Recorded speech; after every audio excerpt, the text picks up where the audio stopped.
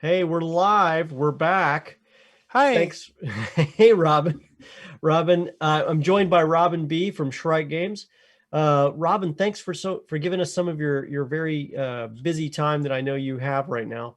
Where in the world are you talking to us from? Is it Washington D.C. if I recall, Yeah, yeah, right? yeah, I'm a DC local. Our studio Shrike Tabletop operates in DC.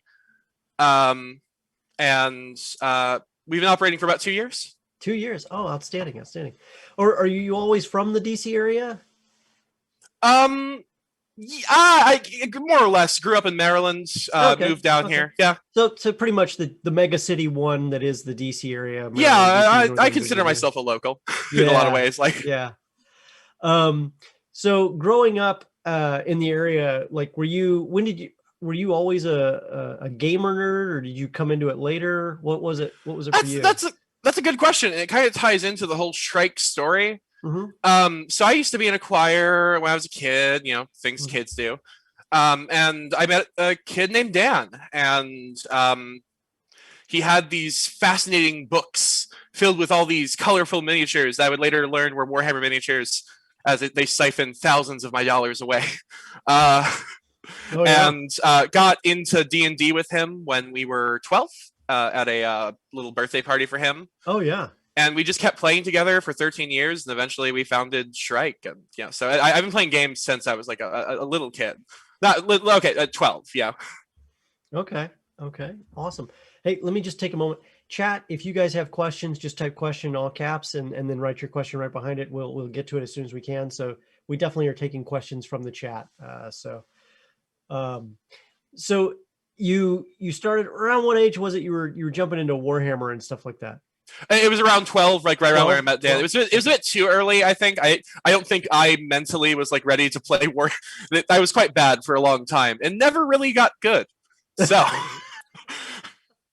Well, there's definitely some really great players in this area as well. I mean, this also used to be Baltimore used to be Games Workshop's headquarters city for all intents I and purposes. remember I went to Just the bunker. Yeah, just east of it in Glen Burnie. Yeah, Yeah. yeah, I spent a lot of time up there.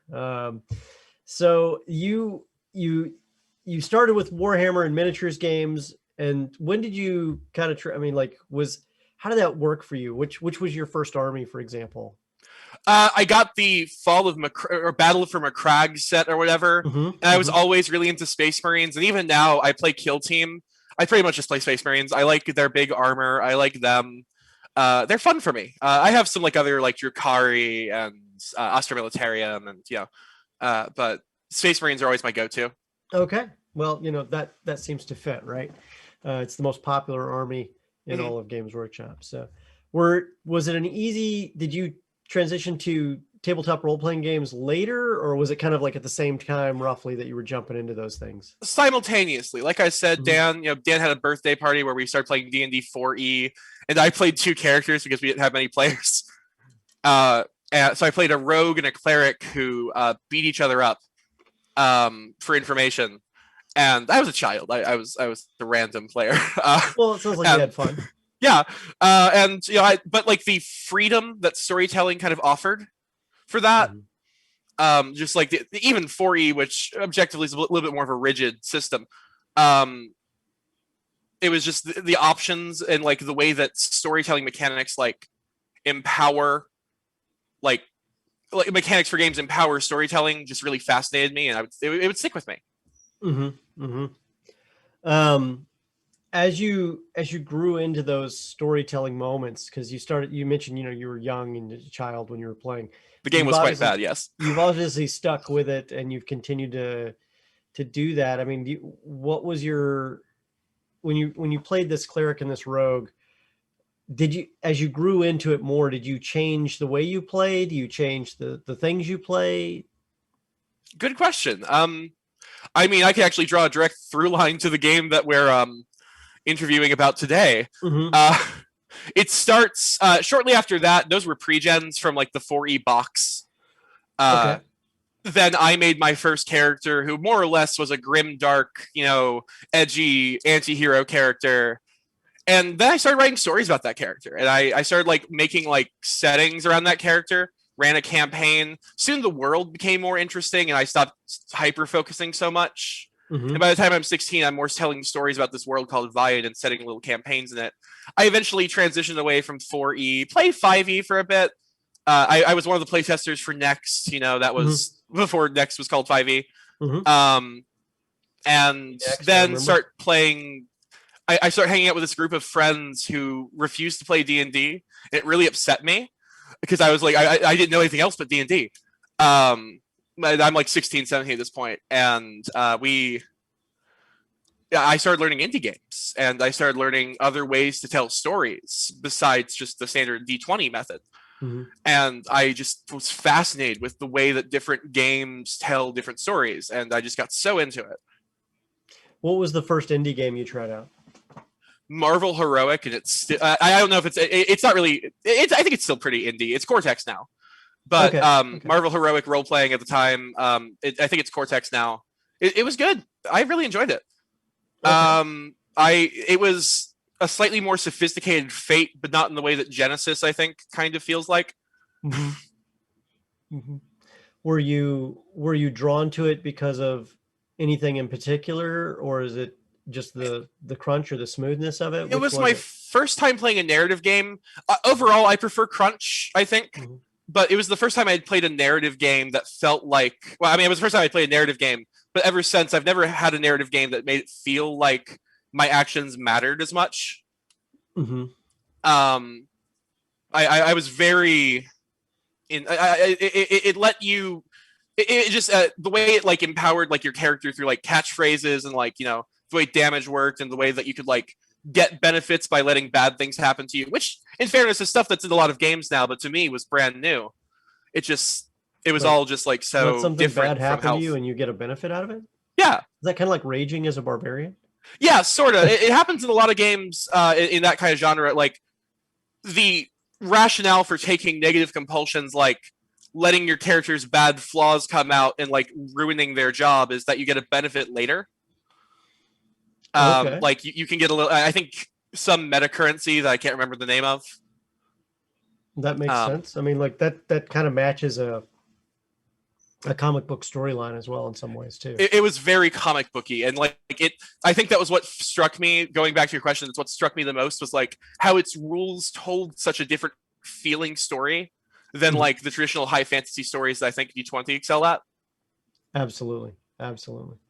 What how did it feel, as you transitioned away from Dungeons and Dragons and more to the indie thing? Because like you're obviously you've got Shrike Tabletop and stuff like that, and the games that go with that. But before you got to Shrike, there was a journey there. Can you walk me through some of that journey? Yeah, we're kind of already going through it to me, and the way I draw the line in my head. Shortly after that, I stopped playing with them. I start playing with like some friends from high school and college. And I get really into Savage Worlds, which by far, besides like my own game, is my favorite RPG, and is, if someone asks me, you need to run something, Robin, but you can't run Arrow of Silence, what are you running? Well, I got Savage Worlds. I've got like 3 books. I've got 7 books from it. 3 of them I wrote for myself. I wrote a bunch of setting guides. I dabbled with game design first by writing setting guides for other games, and Savage Worlds, being a generic system, let you empower. It really empowered the kind of stories I wanted to tell, which was high action. I tend to prefer systems where guns are pretty lethal. I like I like systems where gunplay is like as exciting as like melee. There's not a lot of hit point based systems that do that for me, but the way that exploding dice work, Savage Worlds, and also just the way that you take flaws to make your character better. It forces you to take flaws and then you make your character better with edges. And these things like kind of define your character in such a unique way that you never even need a class. You already know what you do because you have your skills and your rough attributes. Right. So that was Savage Worlds. I started developing for that. And then by this point in time, I'm like in my 20s. I've played dozens of systems. I like them all. Well, not Rain. Rain was bad. When did it go from just being a game player to someone who actually looked at the mechanics and analyzed them for things like, you know, smooth or playability or elegance and all those different factors that come into gameplay. Yeah. Was there a moment that like the light bulb clicked for you, maybe, or was there? Yeah, I think it's when I'm working on Savage World stuff, because Era of Silence didn't start as a game, like its own game. Like I said, it kind of started with like that character in that world, and Savage Worlds was the first setting in which, like, the first system in which I wrote an Era of Silence game in like its current form. And I made a setting guide for it. And making that setting guide, I thought a lot about how my story would act mechanically, and that got me really thinking. And more, I was just like, I want to do this. I want. Why don't I make my own? Because I kept thinking about stuff I wanted to change. I kind of messed with another system before EOS that someday I'll finish. It's called Turbo Murder. The idea is a... The name of the game is called Turbo Murder. Well, you know what you're doing in that game. The idea was a settingless RPG in which combat was hyper lethal and exploding dice just encouraged like this cartoonish style of like hyper violence.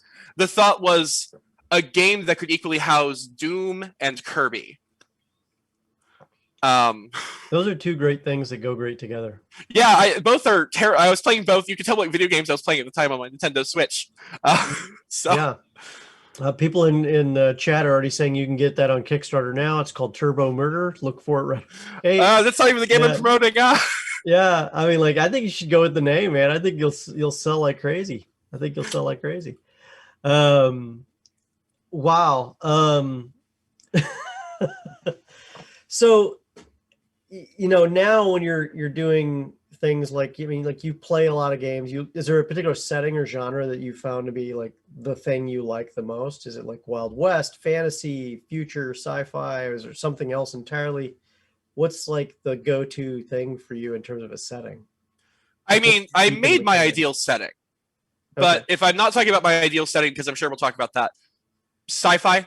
I have a lot of sci-fi work I do. I rarely play trad fantasy. Just not that I have anything against it. It's just, it's not really what interests me. I've always been a sci-fi reader. My favorite books are Gibson, Phil K. Dick novels. Yeah, that sort of stuff. Okay. And as you've matured in your design process, has anything, you know, with your mechanics and everything else, you're developing these new concepts with the mechanics, and did you ever have moments where you're just like, it's just not working? Yeah, and there's times where the story gives way for the mechanics in Era of Silence.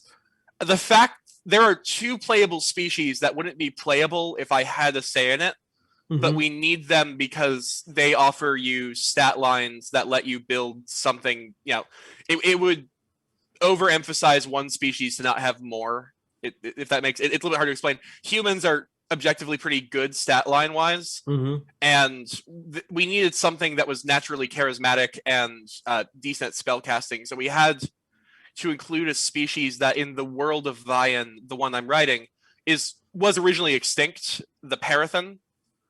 They're like a angelic race of humans that are being poisoned by their own blood because of the magical blood. The magic content in their blood is slowly killing them. I didn't want them to be playable. Okay. That's interesting. So how are you making them playable now? Just if you read the book, it's pretty simple the way we set the stat lines. We have 4 stats. You get a trait, which is like a feat or an edge. And they're just optimized for you can optimize them for either a social build or a spellcaster build. Not that you have to do those to play social or spellcaster, but we like to leave the option there for those who care to optimize. That actually gets into, because optimizing isn't always the smartest thing to do in EOS, but that's a whole thing. Well, the discussion, I mean, like, we can get into that. That's actually a very good discussion just in TTRPGs in general. There's the whole role play versus ROLL role play. You know, optimization versus role play. So, well, mechanically, both are completely viable ways to play, right? Depending on who you are. But which, you know, when you're trying to develop a game, you either are saying flat out it's this way, or it's both, and you can do either. Mm-hmm. For you, what's your thing? What's your style? We don't like to make you choose between stuff you want to be good at.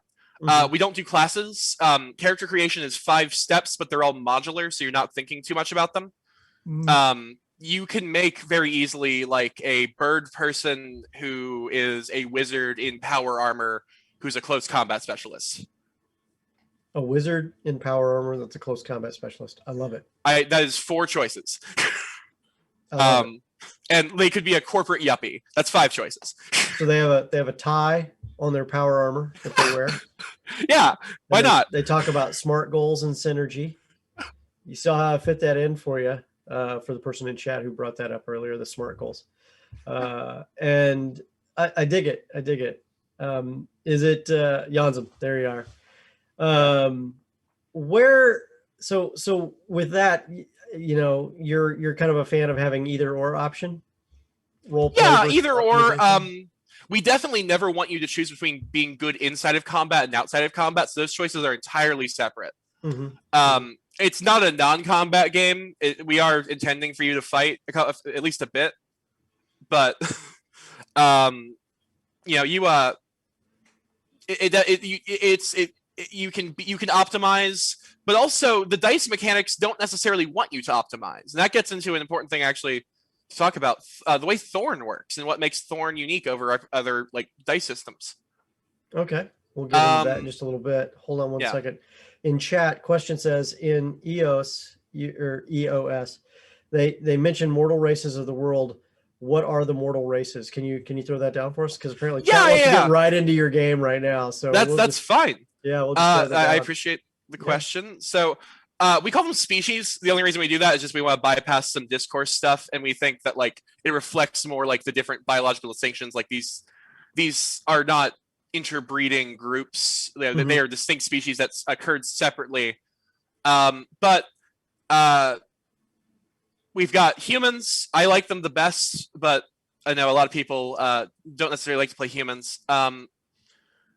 There are currently playable the Elec. They are a diminutive species of people who perceive time faster than others, making them a little bit fat. They move much more quickly, and they often tend to be good for gunslinger or like mental builds.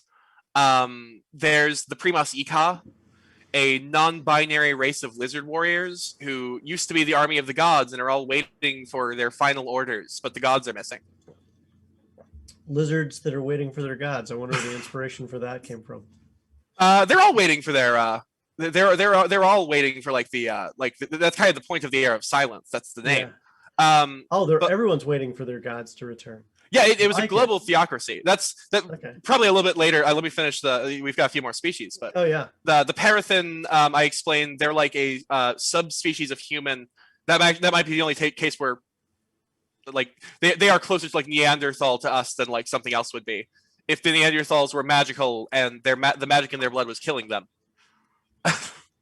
The Yasre, a species of bird person that live a rather rigid life of emotional control to deal with some rage issues they have, kind of like Star Trek Vulcans, except birds, and they have a fly stat. Mm-hmm. Those who enjoy like construct style characters, not available yet, but next edition, hoping to do what we call Sporeborn, which are a fungus powered construct. The circuitry is an intelligent array of fungus. I have to see this when it comes. I'll send you the stat line later. Yeah, that'll be amazing. And then the mention of the wizard in powered armor that's a close combat guy is and also a business mogul is literally wearing what's called a power tie. Yeah. So I like the power armor power tie combo. Thank you very much, chat. You guys rock. So with all these different races and they're taking place in your world, let's get into the actual title of your latest release that's coming out or it is about to release. It is out as of yesterday. You can find it on all of our stuff through our links. I'm sure that'll be available. So, yeah, Era of Silence. So what created the title Era of Silence? For one thing, it was originally going to be a podcast, but then not originally, but like when that title came around, I was trying to do a podcast with it. And my friend was like, well, that seems to be like the theme, that there was this world where all the gods were missing, and like it's kind of like the world decaying sense. This global theocracy that like no doubt existed. It was 1,000 years ago. Everyone sort of remembers. There's remnants of it. There's ruins. And they up and disappear. They stop talking. Their global theocracy collapses. Their prophets die. The church holds on. It's still kind of a world force, but it's not nearly as strong as it used to be. Other species rise up. One civilization called the Parathan Empire, named for the species, ends up like conquering most of the planet using like a scientific form of alchemy. That's cool. I asked, like, well, if healing potions existed in the world, what would they do to military combat if you could just get your fighters back up and fighting like that quickly? With a simple roll, well, in our game, a roll of a dice. And they sweep the planet. Then a earthquake and super volcano happen in short succession that bury the planet in ash and like shatter the firmament. We call it the Judgment. Sounds very judgmental. Yeah.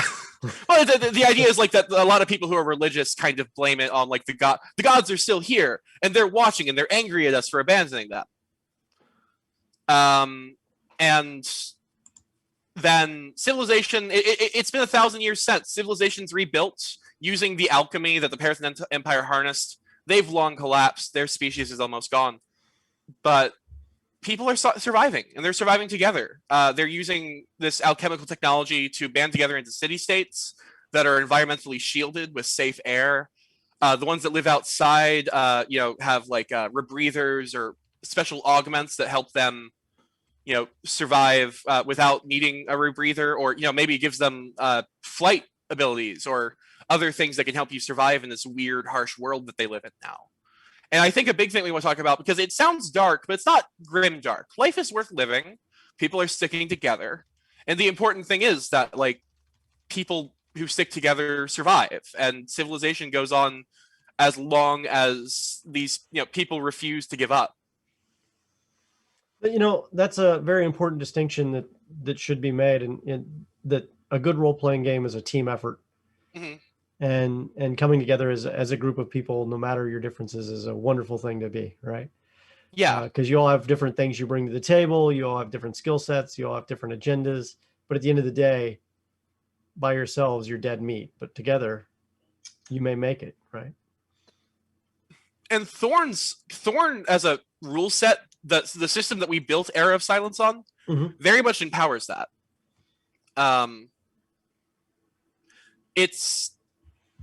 Dan made it. I'm more of the story person.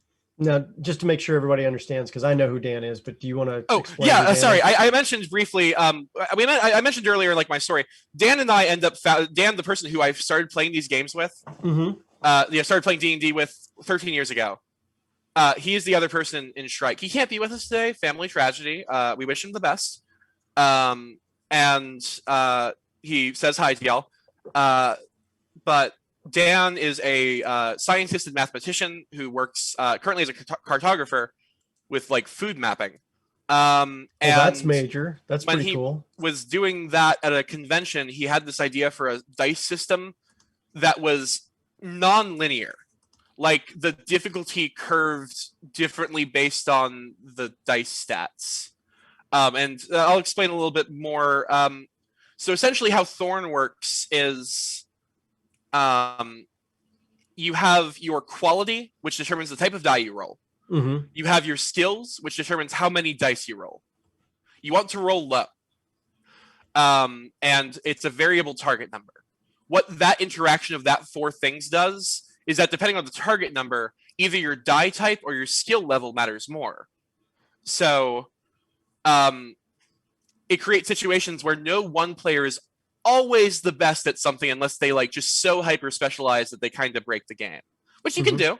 But it's definitely, as the rules go, it really encourages teamwork in a way that we haven't seen a lot of other dice systems doing, because it really it wants you to work together and like talk about who has the best stat. It's not just the bard's moment. You know, the bard, it's that social encounter, and everyone who doesn't have that like the highest stat in that social skill, well, they know they have to sit this one out. Maybe the role player plays. You know, the people who prefer role playing over stats play, but there's no mechanical incentive to do so, and that's just, to me, not great game design. Mechanics should incentivize what you want, and what we want is teamwork. So sometimes mechanics help enhance that considerably. It sounds like you've kind of unlocked something there.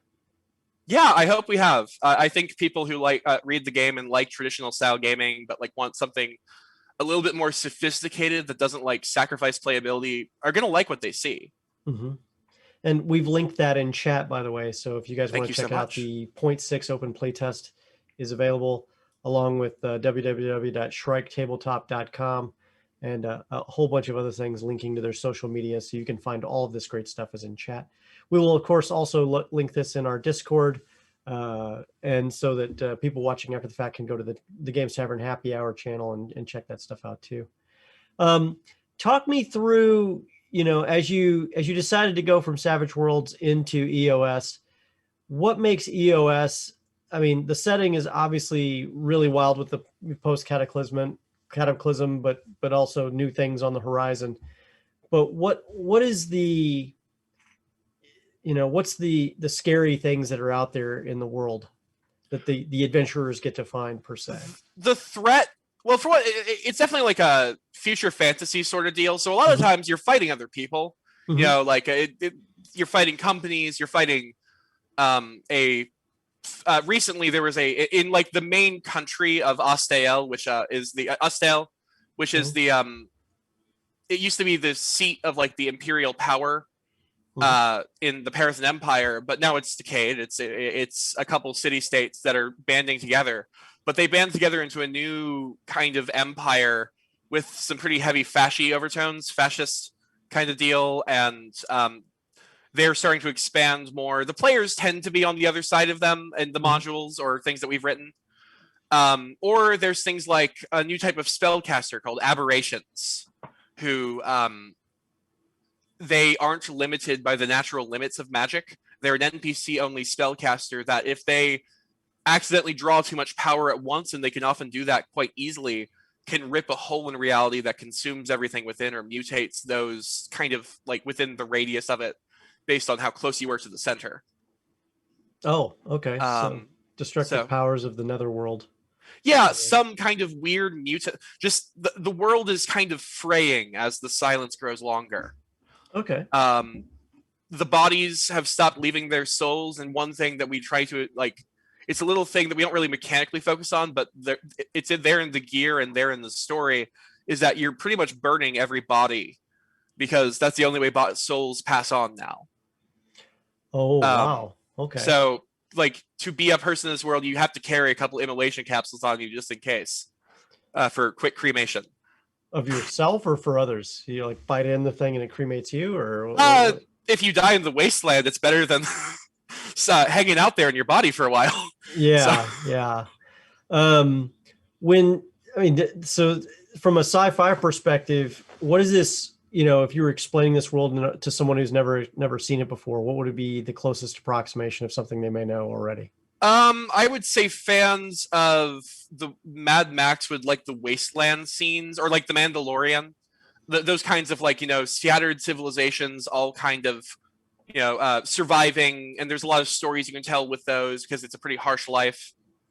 But then there's also the city states, which would be a little bit more of a cyberpunk sort of thing. I prefer cyberpunk. You know, implies that it's a little bit more biopunk, or even chemipunk is the term I would love to coin, but don't think I have the clout to make a new genre name. So, yeah, an alchemy-driven hyper-capitalist society that like is they have like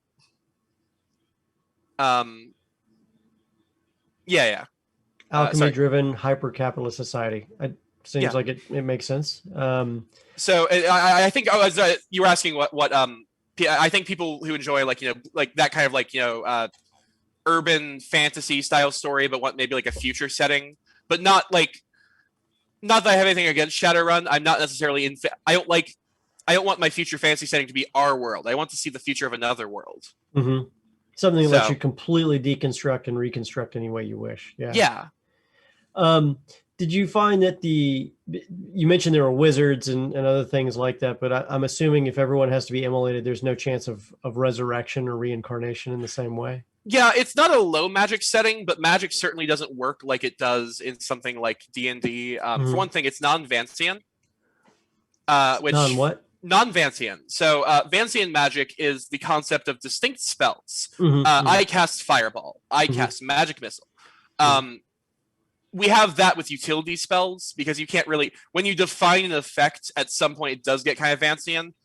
But for combat spells, it's a build your own spell sort of deal. You mix and match effects, and your target number is like different based on what you match. More powerful spells being harder.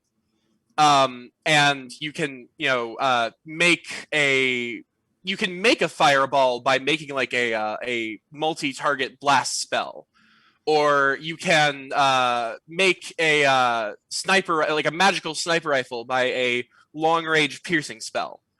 I dig it. Yeah. Okay. Yeah. It's so once you learn to like any trad game system, Magic kind of takes a little bit more reading than I think other builds do. But it's very rewarding. I think fans of Avatar: The Last Airbender will like how it feels. Okay. Because you can literally create like a magic phantom like sniper rifle effect. And you describe how it looks. Yeah. Okay. Oh, you get to do that too. Okay. Yeah. We don't tell you how it looks. We just tell you what it does. Yeah. You decide. Okay. I dig it. For example, I could just, put up two fingers and go choo, choo, choo, choo, choo, choo, shoot, go pew, pew, and do that. Or I could say, I put my hands together and I, fire out a bolt and it looks like a sniper. It works like a sniper rifle does. Or I can create a phantom sniper rifle, and all three of which are perfectly viable uses for the same spell-like effect. Yeah. I dig it. That's actually pretty cool. I like that it leaves room for story. It made Dan very tired, but we're very proud of it. What are some other distinctive things that make that game so unique? Era of Silence. Well, I think we've talked about modular character creation. We've talked about Thorn. We've talked about magic now.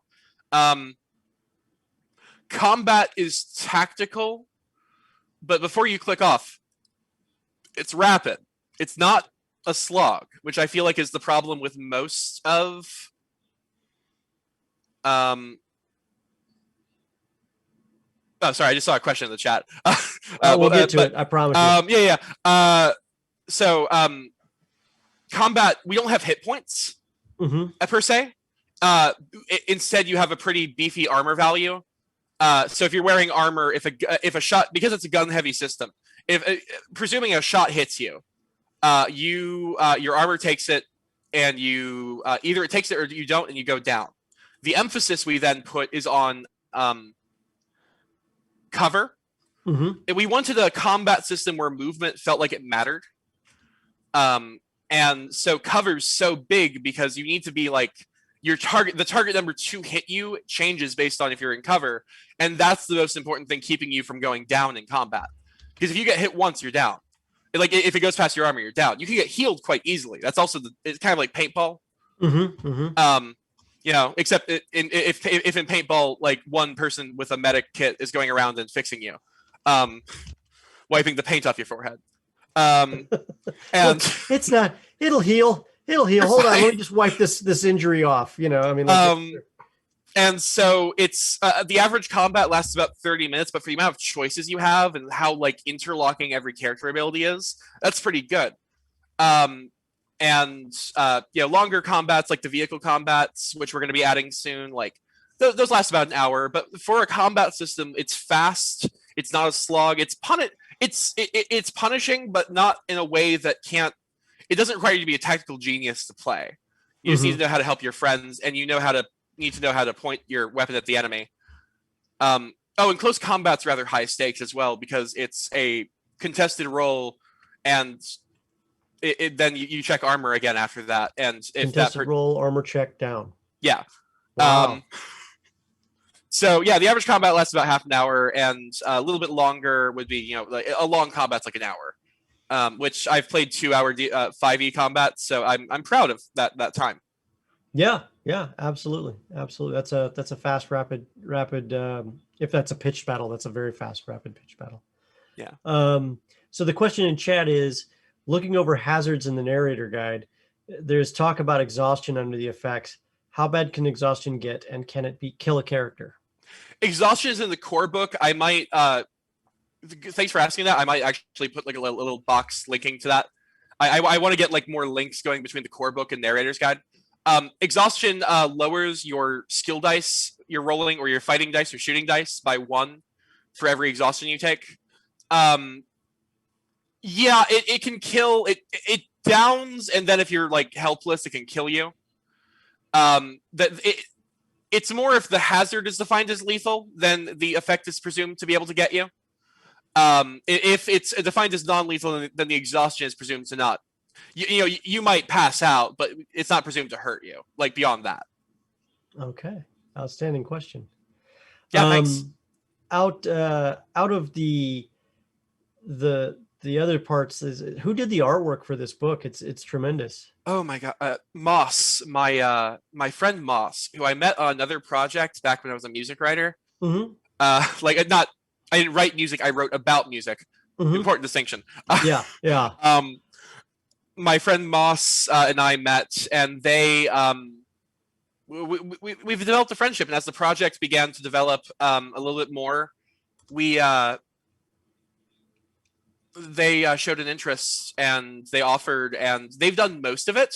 The narrator's guide, the cover is done by Willa, another friend of mine. Mm-hmm. But it's all friends. It's people. I mean, I pay them. I'm paying them like as the best rate that we could negotiate. Mm-hmm. But like, yeah. But it doesn't hurt that you're friends too, and that they love the project and they're backing it. They right? see the stuff in my world that I have trouble visualizing, and I'm eternally grateful to both of them because they both get that. It's mostly Moss. Will is doing a few things just because Moss has so much they can do, and their wrists just got messed up. So it's just artists' problems, I think, from what I gather. Okay. So yeah, if you like them, Sugar Mountains, but the I in mountains is an L on Twitter. You'll find them. Okay, they're cool. Okay. And they can everyone can reach out to you on social media as well. Yeah, and ask that question also directly. So, so when you started to design this, you did something very interesting after you. Because you just released this, but you've released it for free. Yeah. Yeah. Our goal for Era of Silence is that the core books are free forever. We don't want a paywall to keep someone from playing our game. That's important to us as individuals with our values, both Dan and I. And we'll probably, as we release modules, those modules will probably be paid as time goes on. But our current thing, we have a patreon.com/Shrike Tabletop. There, Shrike Tabletop for you too. Oh, thank you. Yeah. And we offer rewards. You can get a shirt. You can get your name. You can get some bonus content. That's awesome. And you got a cool looking shirt too. I love the logo that Shrike is. It's great. Thanks. That's Robin. That's all me. Oh. Well, sorry, Robin, you definitely outdid yourself there. It's a great looking white Shrike on red background, and it's cool. Yeah, correct myself. Sorry, it was all me. We had to change that recently because there was a whole thing. My sister did the new one, so okay. My sister Marie deserves the credit for the new one, which is I like it quite just as much. It's quite pretty. But the previous one, sorry, that story changed. So yeah, no, the shirt is quite nice. It's and so we're hoping modules might be paid.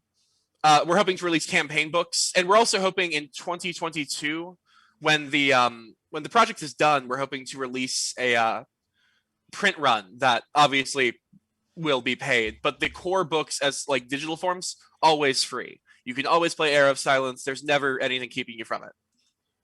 Cool. So for those who want to try out this cool new world, we've linked that in chat for everybody to find as well.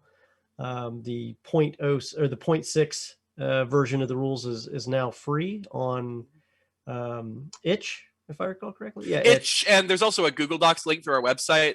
We use the docs right now, but we're trying to optimize our PDFs as we get a little bit more notoriety, and trying to our 0.7 is hopefully going to see a major aesthetic overhaul in the book. Like dual columns, maybe a little bit more like full art, things like that. So presuming moss doesn't burn out. So well, I mean, considering how you're so early in your development, it's really great to generate a player base that will continue to provide you feedback while you're developing that out. And I think everybody looking at it is just cheering you on, and they're excited to see you continue to improve the product as you go. And it's good on you that you're not just releasing and calling it good. You're continually, never-endingly improving it. So. Yeah, and living content, I think, is also just like we wanted to try the living content model. Mm-hmm. Because there would, and honestly, I mean, quarantine kind of forced, even if we hadn't wanted to do that, quarantine almost kind of forced it, because what am I going to do? Like, yeah, you can't go to conventions and show it off to people directly, right? Yeah, you gotta do something. Yeah. No, we wanted in 2020 to do like a whole physical like promo thing, and like go into stores, show the game. Mm-hmm. So we've been making a lot more connections on Twitter. I'm around. I think the links have all been posted. And doing open playtests that way, finding new people online, showing them the game. I met my partner in the TTRPG scene. It was very funny. Oh wow! Yeah. So another developer. It's very fun. We get to talk about game design. It's been a very cool thing to be part of this Twitter scene and like the TTRPG solidarity and TTRPG family communities, and get to know everyone. Yeah. Yeah, and I think that's how we bumped into you too. We were checking out the Shrike stuff. We were watching for a few weeks, seeing what you were doing, and then we decided to reach out and say, "Hey, would you come on the show and talk to us a little bit about your game?" So, I mean, Twitter is a fantastic place to find other TTRPG fans, developers, and just helpful people in the community in general. Yeah. With the art and the book continually developing, how has your editing process been? Has that been a challenge for you as you've watched, people, tear apart your baby?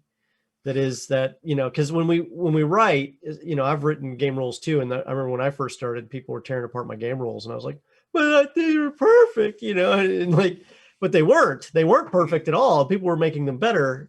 Well, most were. You get those, you get some. But. Yeah, but you get the idea. So for you, was it hard getting that feedback and changing, or has that really never been an issue for you? I think because Era of Silence is so close to me, like even before it was a TTRPG, it was some stories I told as a kid to like, deal with life and like make sense of the world around me. Mm-hmm. And for a while, it was a little bit hard. When we were first starting, I got very defensive of it. I don't think I was positive about that. Uh-huh. I'm trying, and I've learned now. Now that I've kind of, I've been able to step away from it and be just I don't believe the author is dead, but I'm trying to die. Mm-hmm. There's a better phrasing for that, but we'll. I am trying to like remove myself from the process as much as possible. Uh-huh. Although I am about to be a player in another Era of Silence campaign, which is the first time that neither Dan or I have run like a long-term campaign. Like someone else, one of our playtesters, got very into it, and so it's very interesting to make a character in a game that I never thought I would play. Yeah, very much, as well as see someone else running it and see how they do things differently, or as they're reading through, and if they get confused on it. That's a real play test right there. That tells you, hey, I need to add more detail or add some clarity in the rules. Yeah. And there have been some rules I've been pretty stuck on. Some people want certain things from Magic that I just don't think fit in the system. Mm-hmm. But fit in the setting. maybe in the system, eventually we're hoping that Thorn someday can be like a system, a settingless sort of thing. Mm-hmm. That's like a long-term goal, though. That we think it's better to develop within one setting first, and then go to market with a generic after. But yeah, I've gotten feedback, and I've had to change it a lot. And I have one playtester in our like weekly playtest game who is determined if I add a rule to figure out how to break it. So I do have someone making sure I keep my rules balanced. That's absolutely critical. Rules balancing are, because the minute the game is horribly unbalanced, either for species, or a class or a class equivalent, because you talk about edges and stuff like that, or the equivalent kind of concept, or even a combo of character types that can work in combo and just decimate everything. It just becomes no fun. If there's no challenge, there's no fun, right? Yeah, it was surprisingly, we found a way that someone could spam a spell and slam a potion in such a way that they could effectively become a god of magic. Mm-hmm. And so it's fun. These stories are fun. Like, we love seeing that sort of thing. We have a good laugh about it. Then we fix it, and we hope that never happens again. Yeah, absolutely. Or the whole thing just collapses in a ball of arcane energy. Yeah. What's been the biggest challenge so far for you? I mean, like, as you've put this thing together and you're trying to get the word out there, has it been the development? Has it been something else? Has it been just getting other people to test it out, or what's been your holy grail that you're trying to, climb that hill on right now? I think for me, I'm a good storyteller. Mm-hmm. I've built a good world. I'm proud of it. I'm not sure I'm the best module writer. Mm-hmm. And what I'm doing about that is I'm talking to some people, and I might approach someone to help me write one who I've been working with a little bit, who seems interested in working with it. So, either that or I just have to get better at it, and one or the other.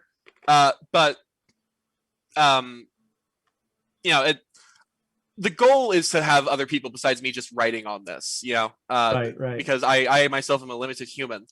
So, well, it is a team effort, I think, if you're doing it right. And you've got some great people around you. I know some of your fans have been cheering you on in chat, and it's been exciting to see them as well. Yeah, and it's great meeting all of them. So glad to see them all. I'm surprised, though. They've got every opportunity to ask you the deepest, darkest secrets, and they've been relatively tame today, which is kind of nice, which means they've already asked you all the deepest, darkest secrets.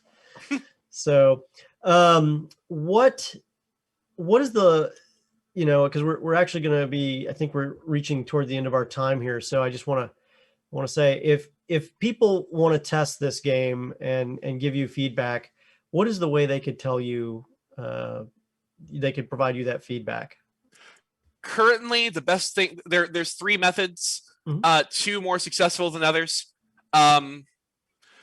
You could leave us a comment on our itch page. You don't even need to download from itch, I don't think. I think you just comment. Mm-hmm. If you prefer the doc like I do. You can also download from itch that if you prefer the PDF, which more power to you. There's also, you could @ me on Twitter. I am very on Twitter, as Reed knows. Mm-hmm. And you could also email us at shriketabletop@gmail.com.